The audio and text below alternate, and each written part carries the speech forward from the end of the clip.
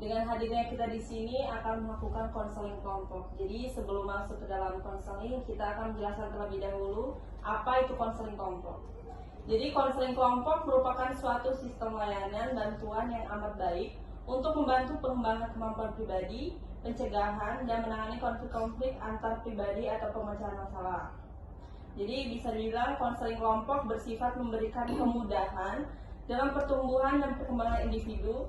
Dalam artian, konseling kelompok memberikan dorongan dan motivasi kepada individu untuk membuat perubahan-perubahan dengan memanfaatkan potensi secara maksimal sehingga dapat mengaktualisasikan dirinya sendiri. Jadi sebelum lanjut ke tahapan selanjutnya, silakan perkenalkan diri kalian masing-masing. Terlebih dahulu kepada depan saya. Perkenalkan, nama saya Yunus Sanabila. Di depan saya ada Regensia Abrati, di sebelah kiri saya ada Prastiwistika. Perkenalkan, nama saya Prastiwistika. Di samping kanan saya ada Khairun Sanabila, di samping kiri saya ada Audina Patikasari. Perkenalkan, nama saya Audina Patikasari. Di samping kanan saya ada Prastiwistika, di samping kiri saya ada Dwinanda Putri. Perkenalkan, nama saya Dwinanda Putri. Di samping kanan saya ada Audina Patikasari dan di samping kiri saya ada Dea Amanda. Perkenalkan, nama saya Dea Amanda. Di samping kanan saya ada Dwinanda Putri dan di samping kiri saya ada Yurika Arneska. Perkenalkan, nama saya Yurika Arneska. Di samping kanan saya ada Dea Amanda dan di samping kiri saya ada Zelvi Kongol Putri. Perkenalkan, nama saya Zelvi Kongol Putri. Di samping kiri saya ada Dora Realita dan di samping kanan saya ada Yurika Arneska. Perkenalkan diri, nama saya Dana Realita. Di samping kanan saya ada Zelvi Kongol Putri dan di samping kiri saya ada Sekal Putri Handari. Perkenalkan, nama saya Sekal Putri Handari. Di samping kiri saya ada Dona Realita dan di samping kiri saya ada Masuk ke dalam konseling kelompok atau memecahkan masalah pribadi masing-masing. Di sini kalian harus mengikuti ikrar dari konseling kelompok. Jadi kalian ikuti perkataan saya ya. Saya dengan ini menyatakan bahwa saya sanggup dan bersedia menerima menyimpan, memelihara dan menjaga dan merahasiakan segala data atau keterangan lainnya yang saya terima baik dari diri saya atau dari siapapun juga. Baik, setelah ini masuk ke dalam permasalahan. Baik, sekarang kita masuk ke dalam tahap masalah konseling pribadi. Dan di sini saya mulai dari Khairun Sanabila untuk menceritakan apa masalahnya.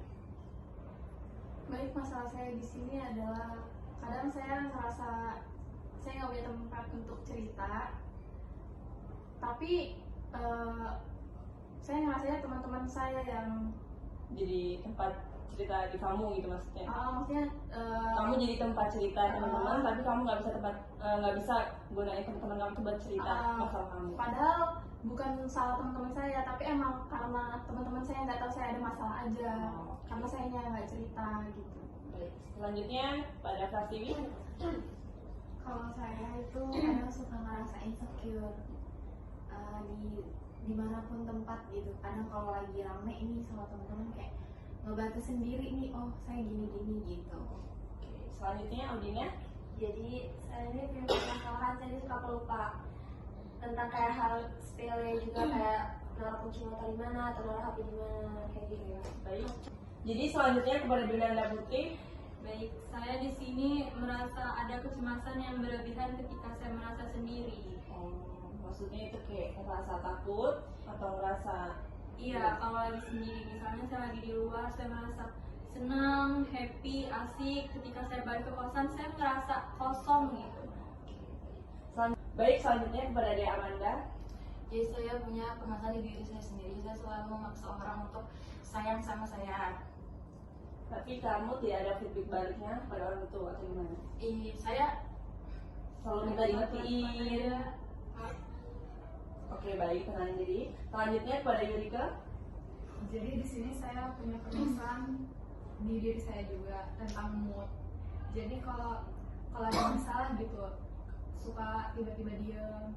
Padahal di tempat itu tuh lagi rame, jadi takut gitu, ngeganggu suasana. Jadi lebih baik diam. Baik. Selanjutnya kepada Jelvi. Saya mempunyai permasalahan tentang rasa cemas, tentang kalau ngelihat ayam itu kayak ingin kayak mau pelabung gitu. Oh, karena pernah sebelumnya ada Iya. masalah ini. Oh, baik. Ayo, selanjutnya kepada Dona. Saya mempunyai trauma tentang kecepatan saat berkendara karena saya pernah mengalami kecelakaan pada saat SMP. Itu kecelakaannya di jalan lintas atau Iya, di jalan lalu lintas, dan itu kecelakaan tunggal. Makanya kalau untuk sekarang kalau bawa motor ngebut-ngebut Saya sendirian takut itu gitu ya? takut. Iya. Selanjutnya kepada Sekar. Saya merasa ditekan oleh kedua orang tua saya. Saya merasa sedih gitu kalau misalnya teman-teman saya keluar ngajakin saya keluar terus mereka keluar, saya nggak boleh sama kedua orang tua saya. Jadi kamu pengen kayak teman-teman ngeliat Iya, teman-teman saya lain gitu. intinya kayak yang bebas gitu. Baik, jadi di sini kita sudah menemukan poin-poin dari permasalahan masing-masing dari kalian. Jadi selanjutnya masuk ke dalam tahap lebih rinci permasalahan kalian. Bisa diceritakan kepada Kak Nisa, silakan ceritakan lebih dalam permasalahan yang Anda alami. Baik, saya kan tadi bilang kalau permasalahan saya itu kadang saya ngerasa saya nggak punya tempat cerita. Terus suka sedih juga, kayak ngerasa semua orang tuh ninggalin saya. Iya. Padahal mungkin enggak. Cuma karena Perasaannya perasaannya berlebihan banget gitu ya. Perasaannya berlebihan gitu. Saya nggak bisa ditinggal sendiri. Kayak apapun tuh pokoknya nggak bisa gitu. Jadi harus bisa. bergantung sama orang lain. Gitu. Kayak masalah temen pun gitu ya. Iya. Kayak saya kalau misalnya udah temenan sama ini tuh ya udah gitu. Terus kalau misalnya dia pergi tuh kayak Kita merasa kesepian, kita kan kayak ditinggal gitu ya. ditinggal. Terus padahal ngerasa orang-orang jahat gitu. Padahal mungkin karena saya nggak cerita aja gitu. Bukan berarti Mereka jahat. mungkin mereka juga punya masalah masing-masing. Terus juga terus saya kayak merasa apa mungkin saya yang salah gitu, saya yang jahat sama orang apa gimana gitu, sampai saya merasa saya nggak punya siapa-siapa gitu. Padahal Padahal teman-teman mereka tuh ada buat Iya, kamu, ada. tapi kamu kayak merasa kadang suatu saat kayak ngerasa kesepian, padahal mereka juga ada buat kamu. ya ada, kalau misalnya saya cerita masalahnya itu karena saya nggak cerita gitu. Kadang juga kayak teman saya ngeluh kenapa saya nggak mau cerita gitu. Apa kamu ada alasan sendiri kamu nggak pernah cerita ke teman-teman kamu itu tentang masalah kamu? Ya kadang mungkin ngerasanya kayak takut mereka punya masalah masing-masing, terus juga kayak Kamu nambahin beban mereka. takut juga kayak mereka capek gitu dengerin ceritanya. Tapi pas saya kayak konfirmasi ke mereka tuh kayak enggak loh, nggak capek gitu, kalau misalnya apa tuh cerita gitu. Cuma tetap aja kayak kadang tuh ngerasa Lebih baik bener sendiri. kayak suka nangis sendiri gitu, kayak kalau malam merasa kok kayaknya tadinya deket sama ini jadi nggak deket sama ini ya.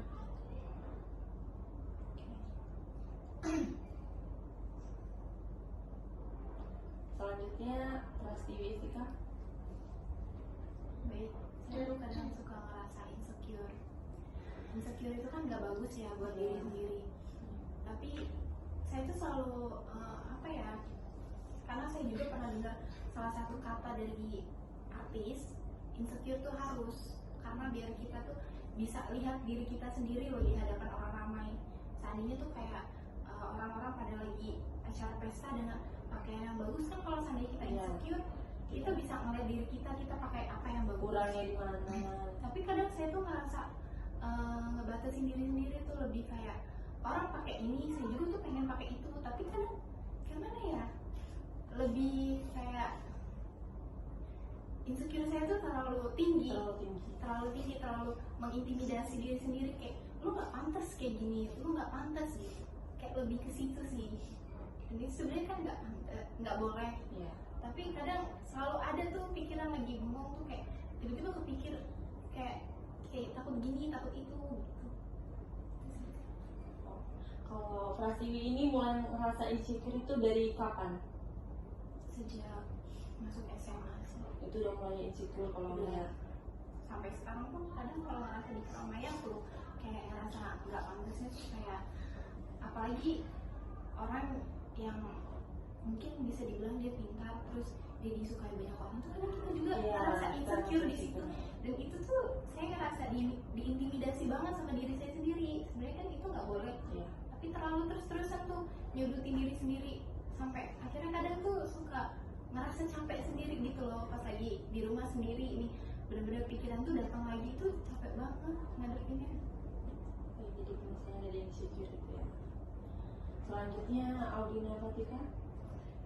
Jadi saya tuh selalu menyepelekan hal kecil yang sebenarnya itu penting bagi saya. Contohnya saya habis main HP, lalu saya tuh taruh di HP-nya sembarang kayak gitu. Kayak sesuka hati. Karena saya sepelein. Setelah itu saya ingin menggunakannya lagi, saya tuh lupa naruhnya di mana.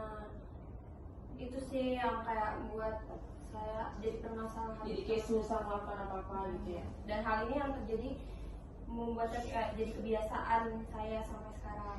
Jadi itu masalah yang ada di Iya, hidup kamu. kayak harus kayak minta bantuan teman buat ngingetin hal-hal sepele. Dinanda. Jadi permasalahan saya itu dimulai ketika kakak saya itu pindah dari kosan saya. Iya. Jadi saya itu ngerasa sendiri, saya ngerasa cemas, gelisah gitu. Sebenarnya saya nggak takut sama hal-hal yang nggak bisa saya lihat, saya nggak takut itu. Tapi saya takut sama pikiran saya sendiri karena hal-hal negatif itu kayaknya ngumpul gitu saya. Muncul Iya, gitu. karena faktor karena saya sendiri gitu, nggak ada tempat saya ngomong kayak gitu. Jadi saya tuh gelisahnya tuh sebenarnya karena saya sendiri. Karena terbiasa kalau Karena dia terbiasa ramai. ada orang lain, ada yang membantu saya, ada yang ngajak ngobrol saya gitu. Begitu kita sendiri benar-benar kayak semua pikiran tuh Iya, jadi rasa iya, takut, cemas. kayak nggak ada tempat untuk ngeluapin cerita gitu. Nah, kemudian dia Ananda. Cerita saya sih kurang lebih sama kayak Rusun Nabila, cuman saya lebih gimana ya, saya selalu maksa orang buat sayang sama saya, bukan saya nggak mau cerita. Iya. Saya cerita, jadi saya ini keluarga gitu kan. Iya. Boleh diceritakan maksud gitu itu tadi kayak kurang harmonis. Oke. Coba. Pelan-pelan ya. Bisa diceritakan secara pelan-pelan aja. Jadi saya tuh punya sahabat. Boleh dikeluarkan aja kata-katanya. Nggak apa-apa, pelan-pelan yang penting jelas.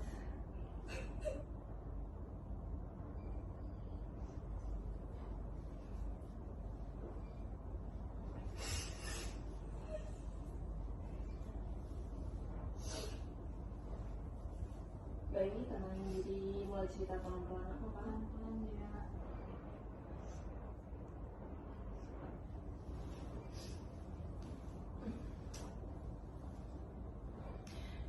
Itu baik. Sini ya.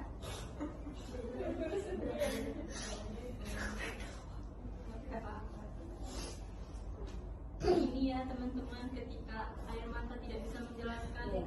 maka tertawa Jadi di pun sini akan di keluarkan. betul.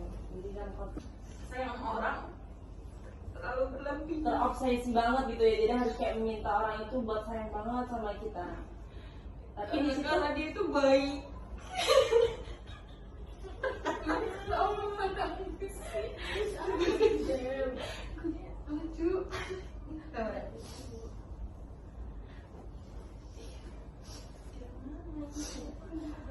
baik nggak apa-apa kalau emang belum bisa diceritakan kita Enggak. Karena dia itu baik, makanya saya itu sayang sama dia.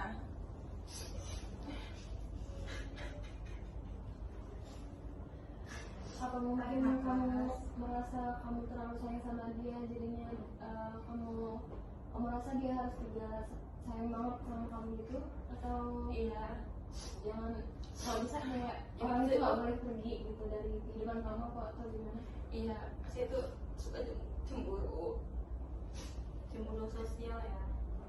oh jadi kalau Tapi cuma sama dia doang. Oh iya. Kalau sama yang lain enggak.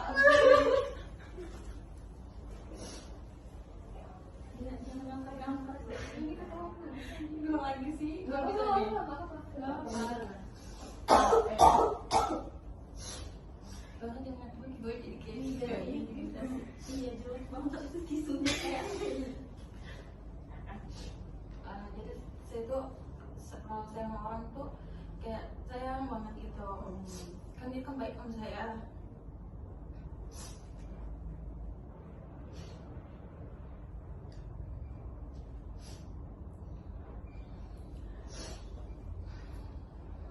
Saya tuh suka cemburu.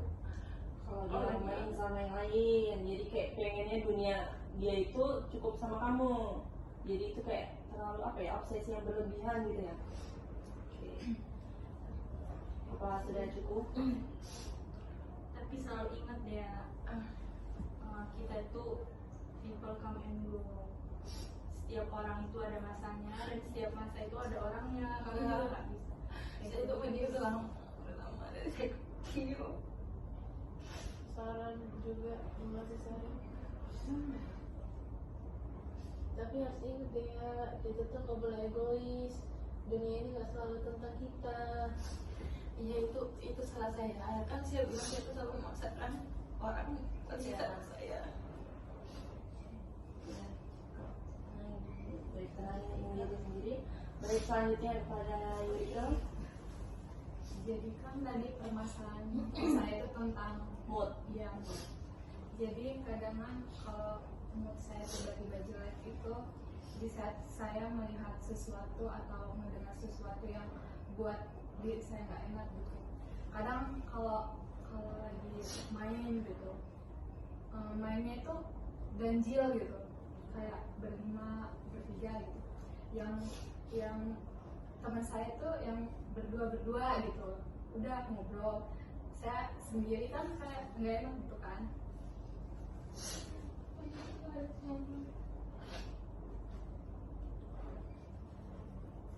Bisa tenangin.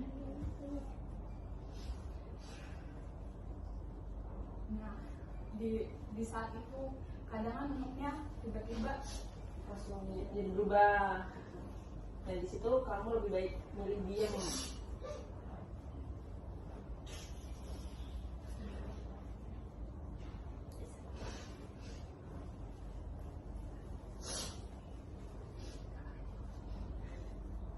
Baik, selanjutnya Jelski bisa ceritakan apa permasalahan tadi? Kalau permasalahan saya itu mungkin bagi orang itu hal yang sepele ya, tapi bagi saya itu kayak trauma mendalam gitu loh. Kayak saya itu trauma atau fobia. Jadi tadi kan fobia dan traumanya Iya. pada ayam karena Iya. pernah diterubung itu tadi. Iya. Nah jadi sekarang sampai sekarang nih kalau Iya. ngeliat kayak ayam apa itu jadi kayak ngerasa takut. Jadi Karena kayak emang dulu pernah ada traumatik tersendiri itu ya. jadi kayak masa cemas gitu, kayak takut dianuin lagi tuh sama ayam itu. Misalnya di ayam. Baik, selanjutnya Dona Realita.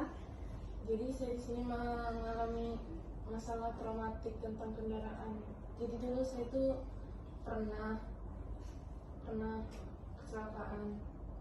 Kecelakaan itu yang membuat orang tua saya shock karena saya waktu itu nggak ada yang nolongin. Kebetulan ada orang lewat dan ternyata orang itu kenal dengan guru saya.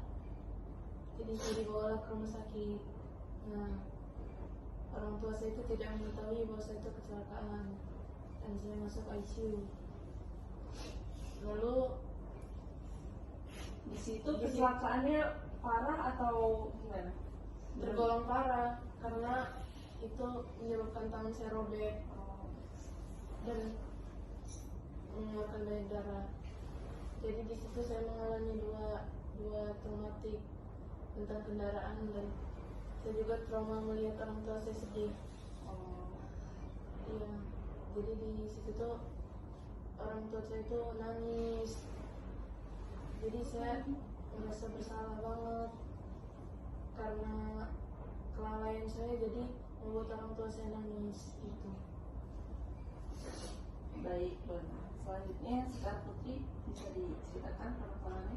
Jadi saya tuh selalu merasa dikekang sama orang tua saya karena apa-apa selalu kayak dilarang gitu. Saya tahu maksudnya baik, takut ada apa-apa dengan saya. Iya. Cuma saya merasa sedih aja kalau misalnya apa-apa nggak boleh, kayak misalnya teman-teman saya pergi keluar tanpa ada saya gitu. Itu kadang ngeliatnya juga kayak cemburu, iri gitu ya. Cemburu maksudnya kenapa anak-anak yang lain bisa bebas seperti itu, saya kayak Terlalu dikekang. iya terlalu dikekang. Jadi sekian bimbingan kelompok untuk hari ini. Jadi kalian siap untuk menjaga kerahasiaan ini? Siap. Jadi untuk bimbingan kelompok hari ini cukup selesai dan semua mengetahui apa saja permasalahannya. Untuk kurang lebihnya saya mohon maaf. Saya akhiri, wabillahi taufiq wal hidayah. Wassalamualaikum warahmatullahi wabarakatuh. Waalaikumsalam warahmatullahi wabarakatuh.